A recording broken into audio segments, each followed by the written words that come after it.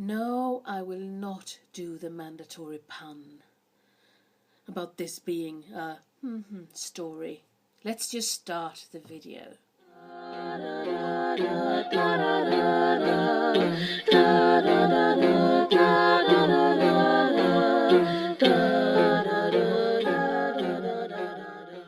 Today it's time for the most requested video so far. It's time to talk about menstruation. While doing research for this video, I have stumbled upon so much crappy nonsense. You wouldn't believe it.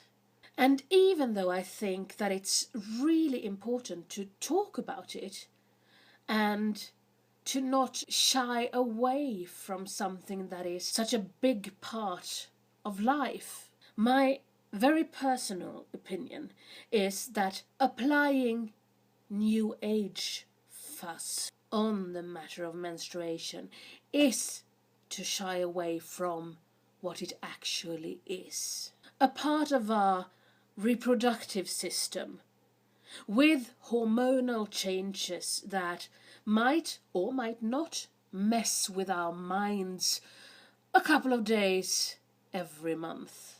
In many times in history, people have, like today, not really wanted to admit that this really happens. They've tried to just cover it all up.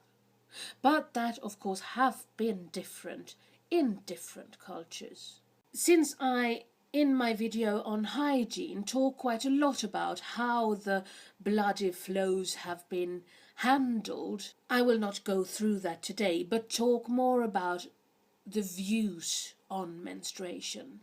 But very shortly, I can say that people mostly have made their own menstrual pads, and they have made them from any absorbent material they had at hand. And there are quite a lot of stories about women not using anything, but just let the bloody flow run along their legs. And the quote often goes that these women left a trail of blood behind them.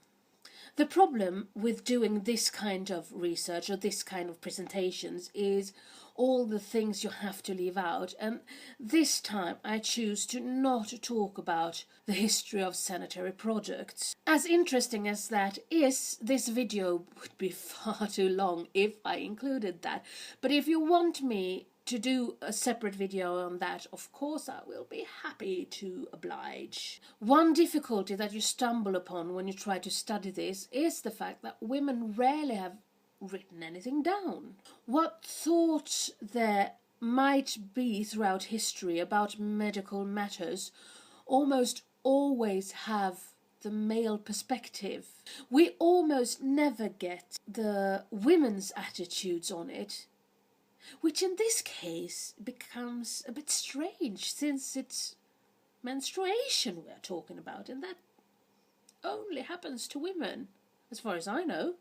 In the ancient world, from Mesopotamia and Egypt to Greece and Rome, the ideas about the menstruation seems to have been about the same. There's a few Egyptian papyrus scrolls that actually talk about medical matters of women, and of course both Greek and Roman philosophers addressed this as well. The Earbush papyrus from around 1550 BCE, and also texts of Hippocrates, describes the uterus as an independent being. In some cases even an animal that can move around as it wishes inside its host. They thought that it is the womb wandering around inside the body that at times causes the ache that you can feel around your menstruation. Depending on where in the body the uterus decides to dwell, it manifests itself as pain in different parts of the body. Hippocrates even thought that the uterus could go wild and crazy if it wasn't regularly fed.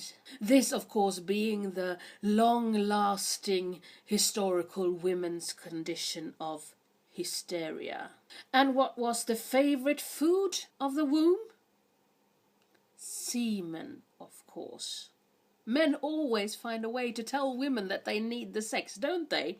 In Egypt, the sex wasn't totally necessary though, since the physicians could use dried semen inserted into the vagina to cure the wild and hysteric uterus. The menstruation was a way to cleanse the bad stuff out. But if you were hysteric, it might be because you weren't bleeding enough. So, if needed, the physicians following Hippocrates thought that some extra bloodletting always could do you good.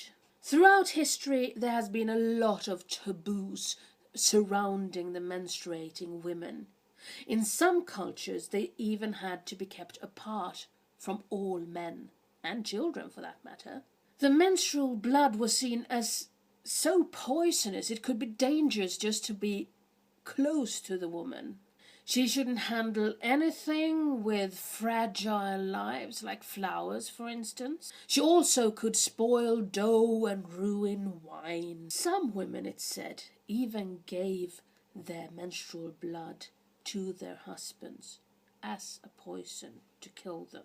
These thoughts originated with Hippocrates and his likes, and they lived on and on and on and on. As late as in the 1950s, there was real research done on whether there was poison in menstrual blood or not. Yep, that's a stubborn thought. In the mid-1800s, the physicians saw the menstruation as the women being ill and temporarily mentally unstable. And that became a big argument against women's emancipation and suffrage. The bleeding hasn't always been seen as bad, though. In early modern English medicine, the balance between the bodily fluids was seen as the key to health. Menstruation was widely believed to regulate the blood levels in the female body, and with that it was necessary for all women's well-being. Another stubborn thought still lingered in the science community a good bit into the 1800s. They thought that the menstrual blood had 3 different components. One part was the material that with a pregnancy were to become the fetus. The second part was nourishing for the growing fetus, and the third part was some kind of residue that just were to flow out of the body, and I have never really found what that residue would be or what it would be good for, what it would do. The nourishing part was thought to cause morning sickness and other discomforts that you might experience in the beginning of a pregnancy.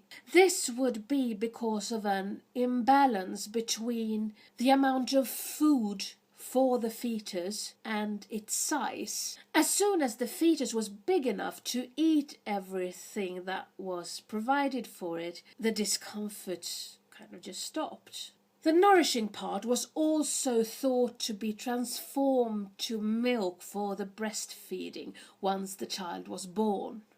In some cultures, the menstruation has been seen as something empowering and magical even. And now we are getting close to those new age ideas. But I have to acknowledge them in history, even though I think they are just nonsense today. It suggested that these women that were kept away from their men and their children during their menstruation actually kind of did it voluntarily. The time they had being away from their men and their children became a time for them to gather strength and to contemplate on bigger issues of life. Some even saw it as strengthening magical powers. It has been suggested that the Pythia, and other oracles for that matter, kept a close eye on their cycles